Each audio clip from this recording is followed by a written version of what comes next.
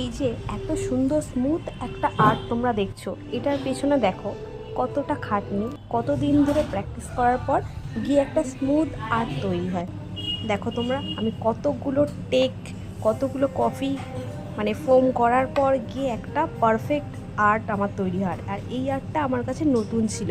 এই 3টে লেয়ারের লাভ আমি না করতে পারতাম না কখনো, কিন্তু আমি হার মানতাম না যে আমি করেই ছাড়বো, এটা আমি ভাবতাম। সেই জন্য আমি কি বারবার চেষ্টা করতাম, বারবার চেষ্টা করতাম এটা। তো করতে করতে আর কি এসেই গেছে। তো সেটার জন্য তো খুব খুশি। আর তোমাদের সঙ্গে শেয়ার করলাম যে একেবারেই কিন্তু এত স্মুথ ফিনিশড একটা আর্ট আসে না, এর পেছনে কিন্তু অনেকটা প্র্যাকটিস করতে হয়। প্র্যাকটিসের পর কিন্তু এই আর্টটা আসে। মানে আমি হার্ট শেপ, পাতা শেপ এগুলো করেছিলাম, কিন্তু এই 3 লেয়ারের লাভটা আমার কাছে চ্যালেঞ্জিং ছিল করার জন্য। আর প্রত্যেকবারই জানো তো, যখন আর্টটা আমার হতো না, ভাবতাম যে এই 3টে লেয়ারের লাভ করব, অথচ হতো না, তখন মনটা খুবই খারাপ হয়ে যেত। বারবার করেছে, হচ্ছে না হচ্ছে না, ফাইনালি হলো।